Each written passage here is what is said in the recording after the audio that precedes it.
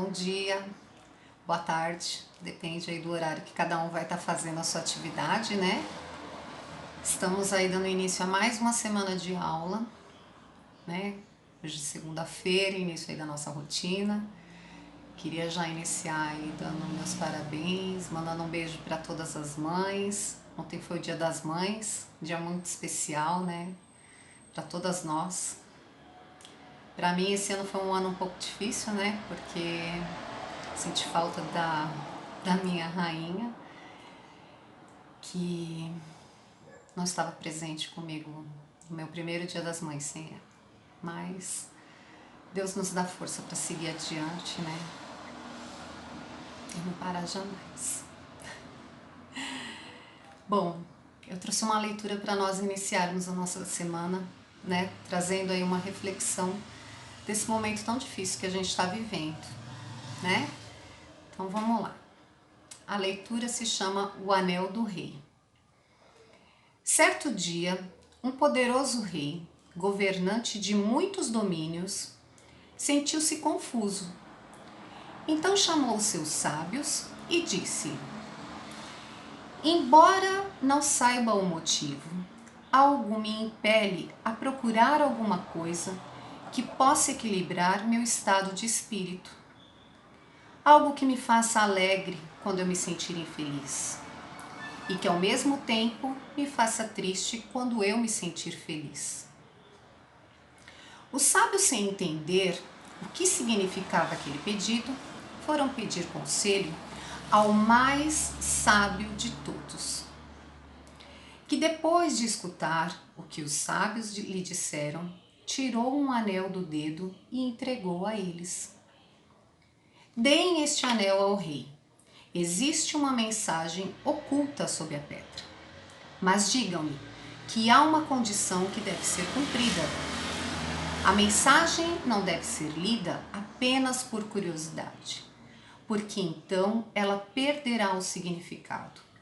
A mensagem está debaixo da pedra, mas é necessário um momento certo na consciência do rei para encontrá-la. Não é uma mensagem morta que ele simplesmente vai abrir e ler. A condição que tem que ser preenchida é a seguinte: quando tudo estiver perdido, quando o momento for impossível de ser tolerado, quando a confusão for total, quando a agonia for perfeita, quando ele estiver absolutamente indefeso e quando nem ele, nem a mente dele tiver mais nada para fazer. Só então deverá abrir a pedra do anel. A mensagem estará ali, completou o mais sábio dos sábios. O rei recebeu o anel e seguiu as instruções. O rei tinha muitos inimigos na corte. Certo dia houve uma rebelião e o seu castelo foi tomado por seus inimigos. Não lhe restou alternativa a não ser fugir para salvar a sua vida. Seus inimigos não teriam piedade dele. Seria certamente morto se fosse capturado. O país estava perdido. O inimigo estava vitorioso. Apareceram muitos momentos em que ele esteve no limiar de tirar a pedra e ler a tal mensagem. Mas achava que ainda não era o fim. Ainda estou vivo, mesmo que meu reino esteja perdido. Posso recuperá-lo. O reino pode ser reconquistado. Os seus inimigos o perseguiam. Ele podia ouvir o barulho dos cascos dos cavalos ao tocar nas pedras e chegavam cada vez mais perto. Ele continuou fugindo. Os amigos que seguiam com ele foram ficando pelo caminho. Seu cavalo morreu de cansaço e ele passou a correr a pé. Os pés sangravam e, embora sem poder andar nem mais um passo, ele teve de correr sem parar. Ele tinha fome e o inimigo se aproximava cada vez mais. Ele subiu por um caminho entre as pedras que chegou a um ponto sem saída. A trilha terminou. Não havia mais estrada à frente, apenas um abismo. O inimigo estava cada vez mais perto.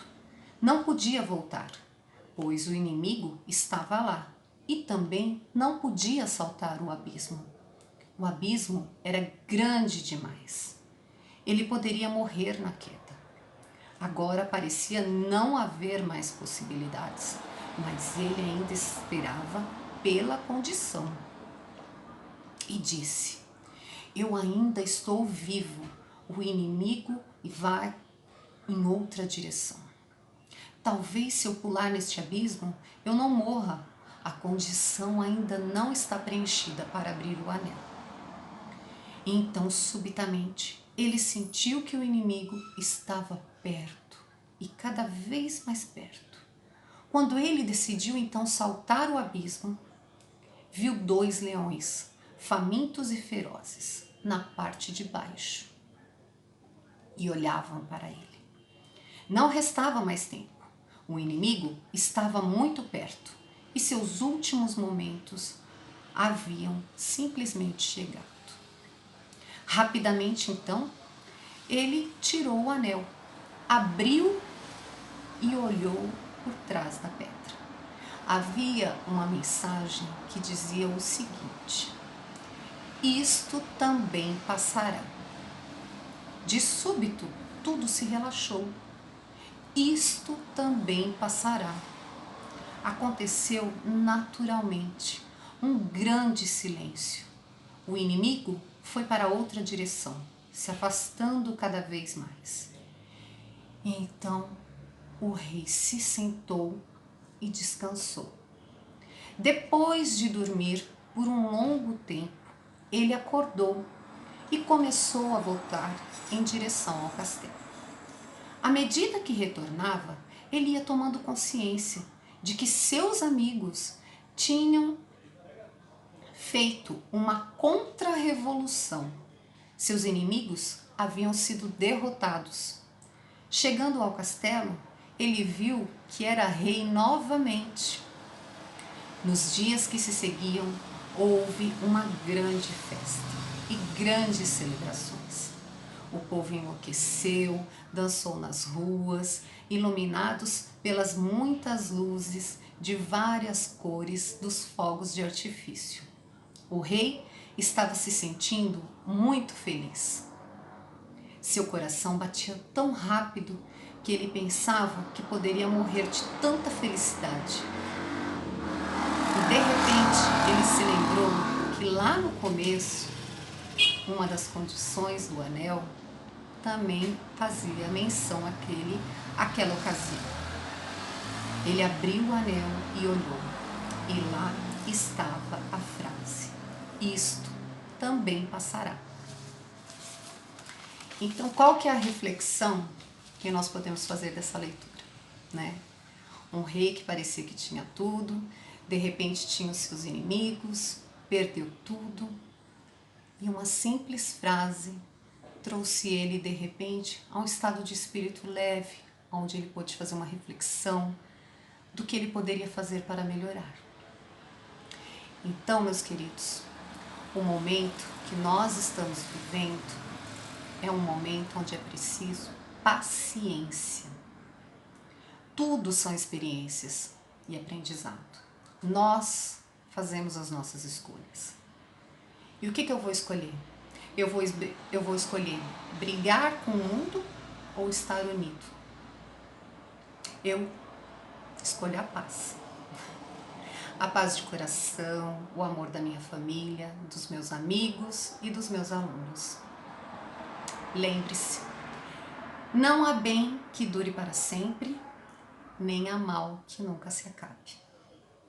Como diz no bilhete do Anel do Rei, isto também passará, né?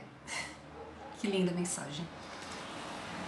E agora eu vou seguir com a rotina das aulas que nós temos para o nosso dia de hoje, segunda-feira, dia 11 de maio. Bom, então nós temos aqui a nossa rotina de hoje, né? do dia 11 de maio de 2020. E a nossa rotina do dia nós vamos seguir com a leitura do capítulo do livro paradidático que vocês receberam, né? Então, como foi combinado a semana passada, é a leitura de um capítulo por dia, né? Hoje provavelmente vocês devam estar no 6º capítulo do livro que vocês receberam. Na aula de língua portuguesa nós vamos fazer 2 atividades que ficaram faltando da apostila Aprender Sempre, só terminando os adjetivos, né, dos personagens que temos lá da Chapeuzinho Vermelho. E também vamos retomar o nosso livro didático, né, porque as atividades da apostila Aprender Sempre já foram finalizadas e essa semana nós vamos estar retomando os nossos livros didáticos de língua portuguesa, né, fazendo as atividades do livro. Em matemática continuamos ainda com a apostila do Aprender Sempre, né? Hoje nós vamos trabalhar formas geométricas, que são os poliedros. E também temos a aula online, né, pela TV 2.2 ou pelo aplicativo às 14 horas. Essa daqui é a sugestão do livro que vocês têm, do livro paradidático, né, que vocês receberam. Tem a imagem do Pequeno Príncipe, mas quem recebeu um livro diferente faz a leitura do capítulo correspondente aos livros que vocês receberam, né? Essa aqui é a nossa apostila do Aprender Sempre, com a atividade que ficou faltando, né, dos adjetivos relacionados aos personagens, que pede para escrever 5 características, ou seja, 5 adjetivos, né, 5 qualidades ali, que você gostaria de atribuir a Chapeuzinho Vermelho. Então, o que eu posso atribuir a Chapeuzinho Vermelho? 5 características para Chapeuzinho Vermelho. Na letra E, você está pedindo 5 características ao caçador, né? Então, eu vou escolher aqui, ó, 5 características para Chapeuzinho Vermelho. 5 características que você gostaria de atribuir ao caçador. E 5 características, 5 adjetivos que você gostaria de atribuir à vovó, tá? É bem simples para nós estarmos finalizando essa apostila e darmos continuidade ao nosso livro didático, tá bom? Que é esse daqui. A atividade que nós vamos fazer hoje, ela está na página 111 e ela é o quê? A respeito, é um texto expositivo que nos explica o que? A origem da bola. Esse aqui é o texto que nós vamos trabalhar, ok? Um texto que nos explica a origem da bola. O que é a origem da bola? A origem da bola é como a bola surgiu, né? Quais será que eram os materiais que eram usados? Aonde foi que ela surgiu? Então vamos à leitura? Bola. A bola é um dos brinquedos mais antigos que existem. Há 6.500 anos já eram feitas bolas de fibra de bambu no Japão e de pelos de animais na China. Romanos e gregos usavam bexiga de boi para confeccionar suas bolas. No Brasil, a bola mais popular é sem dúvida a de futebol, que chegou por aqui em 1894, trazida pelo inglês Charles Miller. E você, sabia que a bola de futebol branca foi inventada por um brasileiro? Olha que interessante! Joaquim Simão teve essa ideia em 1935 para que os jogadores pudessem enxergar a pelota à noite. Ou seja, as bolas antes elas eram escuras, né? E aí não, se fosse jogar à noite ficava meio difícil, né, enxergá-la. Aí um brasileiro teve a brilhante ideia de criar uma bola de futebol branca. Aí, na sequência da leitura do texto, o que vocês vão fazer? Vocês vão responder as questões que estão aqui, ó, na página 111 e essas 3 questões aqui que está na página 112, tá? É uma análise a respeito desse texto da origem da bola. O que acontece? Essa atividade, ela está muito relacionada aos pronomes. Ah, professora, eu não me lembro o que é pronome. Então, vocês vão poder retornar lá na página 108 e 109 para estar realizando essa atividade, porque lá está me explicando o que são pronomes, né? Os pronomes eu uso em um texto substituindo o quê? O substantivo, né? Para evitar que o texto fique repetitivo. Então, eu tenho ali os pronomes pessoais, né? Na primeira pessoa, na segunda pessoa, na terceira pessoa, no singular ou no plural. Na primeira pessoa é sempre o quê? Quem está falando no texto, né? Na segunda pessoa, eu vou usar sempre quando o texto se tratar de com quem se está falando no texto. E na terceira pessoa, eu uso num texto sempre que estiver se referindo de quem se fala, né? Então a ideia do pronome é que eu substitua sempre por um substantivo, ok? Seja ele substantivo próprio ou substantivo comum.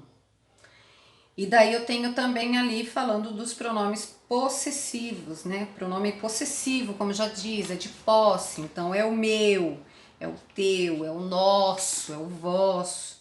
Então vocês podem dar uma relembrada ali na questão dos pronomes para estar realizando essa atividade que vai da página 111 até a página 112, ok? Da apostila Aprender Sempre, no qual nós temos aqui a atividade 7, né? Que são os poliedros, né? O que seriam poliedros? Então vamos tentar entender só um pouquinho primeiro o que seriam os poliedros. Poliedro é uma palavra que vem o quê?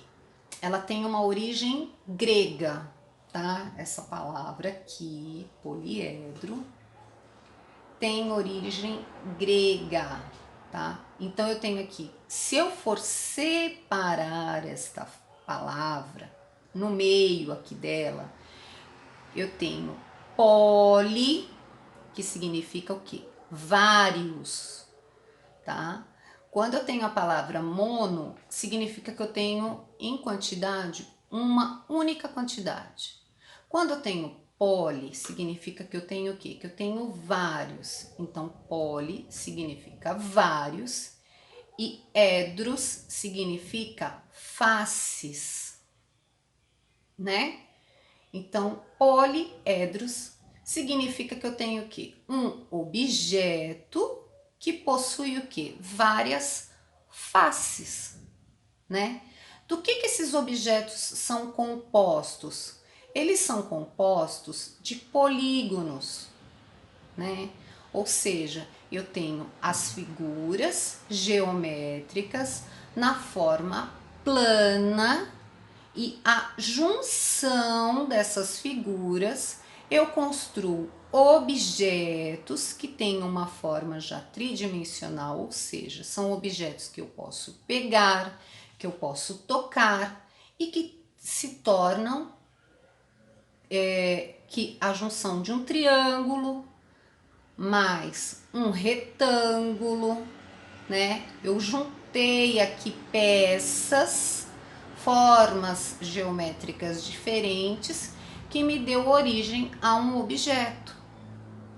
Eu usei aqui neste objeto várias formas de um quadrado e obtive este objeto, né, em forma de cubo. O que nós mais conhecemos neste formato é o que? O dado. Mas eu posso ter neste mesmo formato uma caixa de presente, né? Outros objetos que têm esta mesma forma tridimensional, ou seja, estas formas espaciais. Então, na leitura explicando o que seriam as faces dos poliedros, vamos ver. Os poliedros são figuras geométricas espaciais, nas quais as superfícies possuem a forma de polígono, ou seja, podem ser triângulos, quadriláteros, pentágonos ou hexágonos. Os triângulos são polígonos de 3 lados, né? Ó, polígonos de 3 lados. Polígonos o quê? Cada ponta, cada ângulo é um lado, ok? Então, ó, polígono, que seriam os ângulos, ou seja, as pontas. Um triângulo tem o quê? Tem 3 lados, né? Ele tem aqui uma face junta com a outra face e a outra face, né? Cada lado desse aqui corresponde a uma face e, consequentemente, um ângulo, né? Que dá origem ao nome polígono. Então, eu tenho a junção desta face com esta face com esta face, possuindo, então, um triângulo, 3 lados.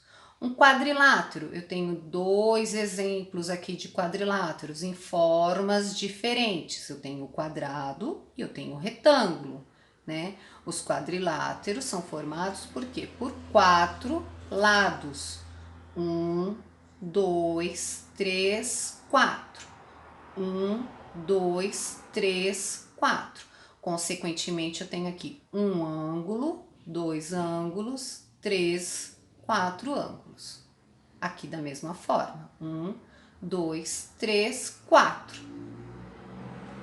E eu tenho também aqui, ó, os pentágonos possuem 5 lados. Nós não temos nenhuma figura aqui de pentágono. E temos aqui o hexágono que tem 6 lados, ó. 1, 2, 3, 4, 5, 6, ok? Então, agora nós vamos praticar, que é a nossa atividade de hoje, né? No quadro a seguir estão representados 4 polígonos, tá? Eu tenho aqui, ó, um polígono, 2 polígonos, 3 polígonos e o quarto polígono, né? Um é um triângulo, eu tenho 2 quadriláteros e eu tenho um hexágono. E eu tenho também 4 poliedros, ó, né? Que já seriam as figuras, ou seja, em formas de objetos. Eu tenho um cubo, eu tenho um prisma de base triangular, eu tenho uma pirâmide de base quadrada, tá? A base dela aqui eu tenho um quadrado, ok? E eu tenho um prisma de base hexagonal, que seria este objeto aqui. O que vocês vão fazer? Vocês vão registrar aqui nesta tabela quais foram as formas geométricas que eu utilizei para construir este objeto, né? Eu usei triângulo neste objeto? Se eu usei, vou colocar aqui a quantidade de triângulos que foram usadas na construção desse objeto. Eu usei quadrado na construção desse objeto? Se sim, quantos? Qual é a quantidade de quadrados que eu utilizei para a construção desse objeto? Eu usei o retângulo na construção desse objeto? Se sim, quantos? Eu utilizei hexágono na construção desse objeto? Se sim, quantos? Se não, se eu não utilizei nenhuma dessas figuras, eu não utilizei essa, ou eu não utilizei essa, eu vou colocar 0, né, nas que eu não utilizar e a quantidade que foi utilizada em cada um, ok? Aqui eu usei quadrado? Sim, não, quantos? Usei triângulo? Usei o retângulo? Usei o hexágono? Qual foi a quantidade que eu utilizei de cada um? Tá? Lembrem-se o seguinte, temos aqui as faces de trás, tá? Igual aqui, por exemplo, neste prisma de base hexagonal, eu tenho o quê? Eu tenho esta face e esta face que está visível para mim. Porém, eu tenho ali uma outra face que não está visível para mim, a de trás, este de cada um, tá bom? Meus amores, por hoje é só. Por hoje é só, tá? Amanhã nós vamos ter as avaliações, né? Já vamos dar início aí, amanhã começa com a de português. E qualquer dúvida, tá? Entre em contato aí pelos grupos de WhatsApp para tirar alguma dúvida, se não entendeu alguma atividade. E também, gente, posta as atividades, é importante para nós saber quem está fazendo. Tem alguns ali que mandam, né? Mas tem muita gente que ainda não mandou, viu? Eu tô aguardando. Beijo, até amanhã.